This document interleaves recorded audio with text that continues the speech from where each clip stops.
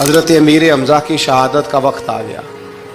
واخشی کہتا ہے کہ مجھے کفار نے تیار کیا کہ حضرت حمزہ کو شہید کرنا ہے، میرا ٹارگٹ تھا۔ ایک حربہ ہوتا تھا دور سے، سمجھ لیں نیزہ، وہ دور سے کھڑے رہ کے یوں پھینکتے تھے تو سامنے والے کے وجود میں پیوست ہو جاتا۔ ویسے تو کسی میں جرت نہیں تھی حضرت امیر حمزہ کے سامنے آنے کی، تو واخشی کہتا ہے میں پہاڑ کے پیچھے چھپ کے انتظار کرنے لگا، حضرت امیر حمزہ رضی اللہ تعالیٰ عنہ کہیں مجھے نظر آئیں تو میں ان پر وار کروں۔ کہتے ہیں کہ میں چھپ کے انتظار کر رہا تھا، اچانک حضرت امیر حمزہ بڑی دلیری سے لڑ رہے تھے، گاجر مولی کی طرح کفار کو کاٹ رہے تھے، وہ میرے سامنے آئے تو میں نے پیچھے سے نیزہ مارا۔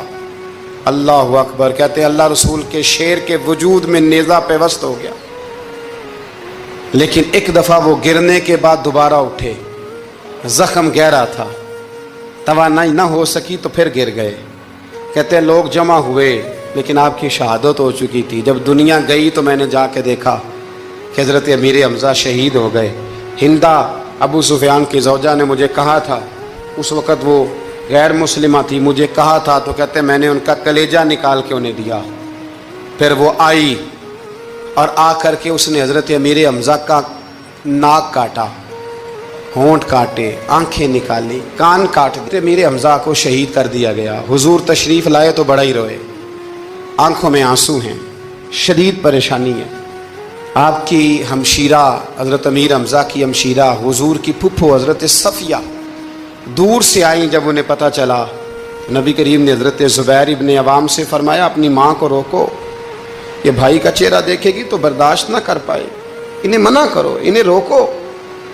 حضرت صفیہ کو جب کہا گیا تو وہ کہنے لگیں اور بھی کئی باتیں ملتی ہیں تاریخ میں، لیکن فرمانے لگی ایک بات یہ بھی ملتی ہے، کہنے لگی مجھے پتہ چل چکا ہے میرے بھائی کے ساتھ بڑا ظلم ہوا ہے، لیکن میں نے رب کریم سے صبر کی توفیق مانگی ہے، اللہ مجھے توفیق دے گا، میرے اوپر فضل کرے گا تو میں انشاءاللہ صبر کروں۔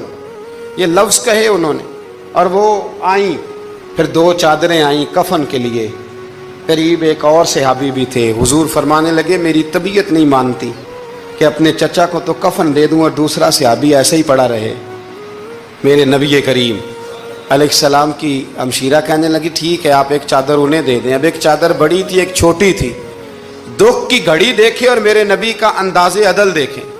فرمایا قرآن اندازی کی جائے گی، قرآن اندازی ہوئی تو فرمایا بڑی چادر اس صحابی کو ملے گی اور چھوٹی میں میرے چچا کو کفن دے دو۔ سر ڈھانپتے تھے تو پیر ننگے ہو جاتے تھے، پیر ڈھانپتے تھے تو سر ننگا ہو جاتا تھا۔ حضور نے فرمایا سر ڈھانپ دو اور پیروں پہ گھا